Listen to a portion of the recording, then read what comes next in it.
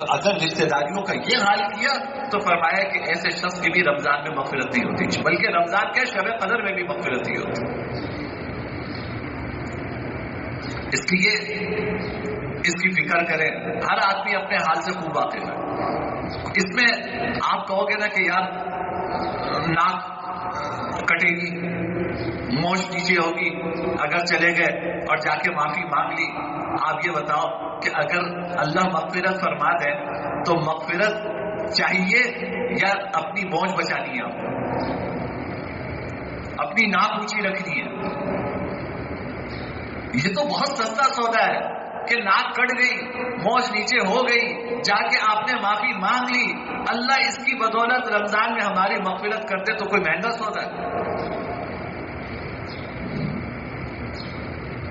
اپنا دل صاف کر لیں، کسی کے بارے میں دل میں کوئی کینہ نہ رکھیں، کیونکہ آگے حدیث میں فرمایا کہ چوتھا شخص مشاہن، یعنی جس کے دل میں دوسرے مسلمان کا کینہ ہو، اللہ تعالیٰ اس کی بھی مغفرت نہیں فرماتے، کہتے ہیں کہ پہلے یہ اپنا کینہ صاف کرے پھر دیکھیں۔ اللہ نے انسان کا دل اپنے لیے بنایا، یہ دل جو ہے یہ اللہ نے اپنے لیے بنایا ہے، یہ دل ان گندگیوں کے لیے نہیں ہے کہ اس میں یہ فکر ہے کہ یار ذرا موقع ملے تو میں اس کی خبر لوں، اور فلاں میرے ساتھ اس نے ایسا کیا تو میں یوں کروں گا۔ اپنے دل میں آپ پکا رہے ہیں، کینہ پال رہے ہیں، یہ اللہ نے یہ دل اس کام کے لیے نہیں بنایا۔ جس دل میں یہ سب کچھ ہوتا ہے اس دل میں اللہ نہیں آتے، اللہ اس طرح کے گندے دلوں میں نہیں آتے۔ تو اپنا دل صاف کریں، کسی شخص کے بارے میں کوئی کینہ دل میں نہ ہو۔ کینے کا کیا مطلب کہ آپ کسی کی برائی نہ چاہیں، کوئی ایسا شخص نہ ہو، سوچیں کہ کیا کوئی ایسا شخص ہے کہ اس کو تکلیف ہو تو مجھے خوشی ہو؟ تو اگر ایسا ہے تو اس کا مطلب ہے کہ آپ کا دل صاف نہیں ہے، آپ کا دل صاف نہیں ہے۔ تو رشتہ داریاں جوڑیں، اللہ رشتہ داریاں جوڑنے کی وجہ سے عمر میں بھی برکت عطا فرماتے ہیں، رزق میں بھی برکت عطا فرماتے ہیں۔ دونوں چیزوں کا حدیث میں ذکر آیا کہ جو شخص رشتہ داروں کے ساتھ اس سے سلوک کرتا ہے اللہ اس کی عمر میں بھی برکت عطا فرماتے ہیں اور اس کے رزق میں بھی برکت عطا فرماتے ہیں۔ اس لیے اس طرح کی چھوٹی موٹی باتیں اگر ہیں تو آج ہی ختم کر لیں، آج تو جانے کی بھی ضرورت نہیں ہے، موبائل فون آپ کے پاس ہے، ایک فون کر لو، بھائی خیر خیریت پوچھ لو، اور اگر کوئی غلطی آپ کی طرف سے ہوئی ہے اس کی معافی مانگ لیں، نہیں بھی ہوئی ہے تو کہہ دیں کہ بھائی ہو سکتا ہے مجھ سے غلطی ہوئی ہو، اپنا دل صاف کر لو، آپ عید میں چلے جائیں، تحفہ لے کے چلے جائیں، بات ختم کر لیں۔ یہ قطع تعلق آپس میں، یہ نفرتیں آپس کی، یہ ہمیں مغفرت سے محروم کر دیں گے، یہ ہمیں مغفرت سے محروم کر دیں گے۔ اور اگر رمضان میں بھی مغفرت نہ ہو سکی تو میں نے جیسے پہلی حدیث سے فرمایا کہ اس سے بڑھ کر کوئی محرومی نہیں ہے۔ خلاصہ ساری گفتگو کا یہ ہے کہ بھائی دیکھو رمضان کے آخری ایام ان دنوں کی قدر کرنی چاہیے اور اللہ تعالیٰ سے مغفرت مانگنی چاہیے۔ اللہ بہانے سے مغفرت فرما رہے ہیں، انشاءاللہ اللہ محروم نہیں فرمائیں گے۔ محرومی کے اسباب کیا ہے؟ وہ جو میں نے آپ کے سامنے عرض کی ہے کہ جو شراب کا عادی ہے اس کی مغفرت نہیں ہوتی، والدین کا نافرمان ہے اس کی مغفرت نہیں ہوتی، رشتہ داروں سے قطع تعلق کرنے والا ہے اس کی مغفرت نہیں ہوتی، اور دوسرے مسلمان کا کینہ اپنے دل میں رکھنے والا اس کی مغفرت نہیں ہوتی۔ ہمیں غور کرنے کی بات یہ ہے کہ ہم ان چاروں میں سے کسی فہرست میں شامل نہ ہوں،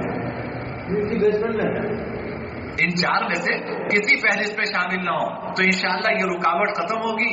دریا تو رحمت کا ویسے ہی بہ رہا ہے تو ہمیں بھی کوئی قطرہ مل جائے گا، اللہ ہماری بھی مغفرت فرما دے گا۔ اللہ تعالی ہم سب کو اس کی فکر کی توفیق نصیب فرمائے، اور چند لمحات ہیں اللہ اس کی قدر کی توفیق نصیب فرمائے۔ دوسری بات جو آج مجھے عرض کرنی ہے وہ صدقہ فطر کے بارے میں۔ دیکھیے صدقہ فطر ہر صاحب حیثیت مسلمان پہ واجب ہے، یعنی جس کے پاس 1,80,000 روپے کے برابر کیش ہو یا سونا ہو یا چاندی ہو یا مال تجارت یعنی بیچنے کا کوئی سامان ہو جو بیچنے کی نیت سے خریدا ہو، یا ضرورت سے زائد ساز و سامان 1,80,000 روپے کے برابر ہو جو کبھی استعمال میں نہیں آتا، رکھا ہوا ہے عرصہ دراز سے. تو اگر اتنی مالیت ہے 1,80,000 روپے کے برابر، تو ایسے شخص پر اپنا صدقہ فطر بھی ادا کرنا ضروری ہے اور اپنی نابالغ اولاد کی طرف سے بھی صدقہ فطر ادا کرنا ضروری ہے. بیوی کا صدقہ فطر آپ پہ لازم نہیں ہے، وہ خود ادا کرے. بالغ اولاد کا صدقہ فطر آپ پہ لازم نہیں ہے، وہ خود ادا کرے. نابالغ اولاد کا صدقہ فطر آپ پہ لازم، اپنا بھی صدقہ فطر ادا کرے اور نابالغ اولاد کا بھی صدقہ فطر ادا کرے. سب کی طرف سے گھر کے سربراہ ہونے کی حیثیت سے ادا کر دے تو بہت اچھی بات ہے، اور الحمدللہ سب کرتے ہیں. گھر کے سربراہ ہونے کی حیثیت سے بیوی کا بھی صدقہ فطر دیتے ہیں، ماں باپ کا بھی دیتے ہیں، بچوں کا بھی دیتے ہیں، بہت اچھی بات ہے. لیکن جو واجب ہے آپ کے اوپر وہ اپنا صدقہ فطر اور اپنی نابالغ اولاد کا صدقہ فطر واجب ہے. اور یہ صدقہ فطر آپ اسی ضرورت مند کو دے سکتے ہیں جس کو زکوٰۃ دے سکتے ہیں. جس کو زکوٰۃ دے سکتے ہیں اسی کو صدقہ فطر بھی دے سکتے ہیں. اس سال جو صدقہ فطر کی مقدار ہے کم سے کم 200 روپے ہے. 200 روپے کہ کم سے کم اتنا صدقہ فطر تو آدمی اپنا اور اپنی نابالغ اولاد کا بچوں کا ادا کرے. لیکن میں آپ سے ہر سال عرض کرتا ہوں کہ یہ کم سے کم صدقہ فطر ہے.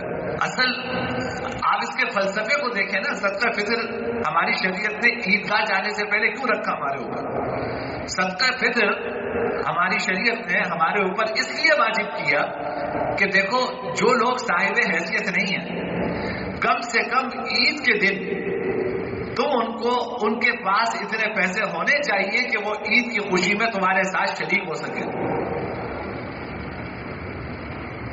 عید کی خوشی میں وہ تمہارے ساتھ شریک ہو سکیں. ان غریبوں کو عید کی خوشی میں شریک کرنے کے لیے ہماری شریعت نے صاحب استطاعت لوگوں پر صدقہ فطر واجب کیا.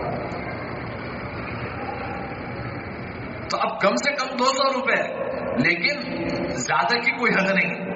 آپ یہ دیکھیے، میں آپ کو ہر سال ہی کہتا ہوں، بارہا کہتا ہوں کہ بھائی ایک خاندان کی خوشی اپنے ذمہ لے.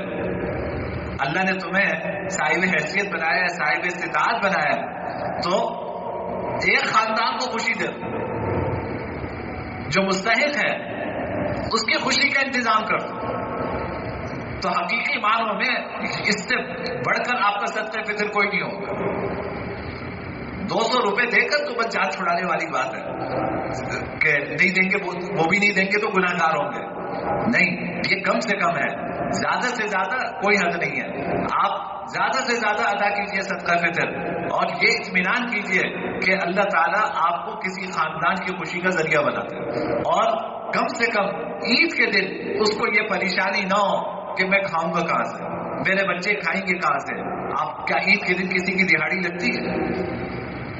کیوں نہیں سوچتے یہ بات؟ ایک عام مزدور ہے، عام دنوں میں تو چلو دہاڑی لگائے گا، صبح جائے گا، شام کو کما کے لائے گا، اپنے بچوں کا پیٹ پالے گا.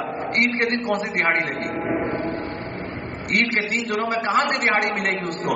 تو عید کے 3 دن وہ اپنے بچوں کو کہاں سے کھلائے گا؟ اور آپ 200 روپے دے کے فارغ ہو گئے. تو اتنا صدقہ فطر ادا کریں کہ جس سے کسی کو عید کی خوشیاں نصیب ہو سکے. کوئی آدمی عید کے 3 دن اطمینان سے گزار سکے کہ بھائی آج اتنے پیسے ہیں کہ مجھے جو ہے اگر دہاڑی نہیں مل رہی تو پریشانی کی بات نہیں ہے، میں اپنے بیوی بچوں کا پیٹ آج پال لوں. اللہ تعالیٰ ہمیں اس جذبے کے ساتھ صدقہ فطر ادا کرنے کی توفیق عطا فرمائے.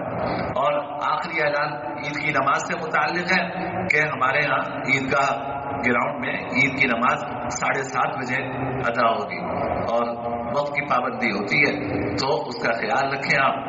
ایسا نہ ہو کہ عید کی نماز میں بھی مسبوق ہوں اور پچھلی صفوں میں کھڑے ہوئے نماز پوری کر رہے ہوں. اللہ ایسی نوبت نہ آئے تو کوئی 10 منٹ پہلے آ جائے، 15 منٹ پہلے آ جائیں، بیان بھی سن لیں، اطمینان سے عید کی نماز ادا کریں. اللہ ہم سب کی عبادتیں اپنی بارگاہ میں قبول فرمائے. اللہ ہم سب کو اپنی مغفرتوں کا، اپنی رحمتوں کا پروانہ عطا فرما دیں. وآخر دعوانا الحمدللہ رب العالمین.